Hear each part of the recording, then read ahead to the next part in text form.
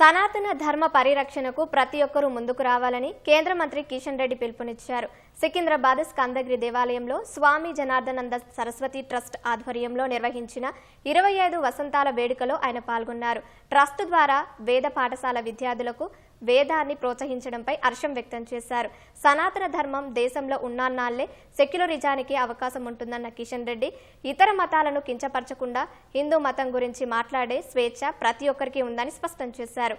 అనంతరం సికింద్రాబాద్ బిఎన్ఆర్ గార్డెన్లో జరిగిన ముద్దిరాజ్ అలాయ్ బలై కార్యక్రమంలో పాల్గొన్నారు. స్కందగిరి దేవాలయంలో వేద విద్యార్థులకు సంబంధించి వేద విద్యను ప్రోత్సహించడము, సనాతన ధర్మాన్ని పరిరక్షించాలనేటువంటి దృక్పథంతో ఈ కార్యక్రమాన్ని కొనసాగిస్తున్నారు.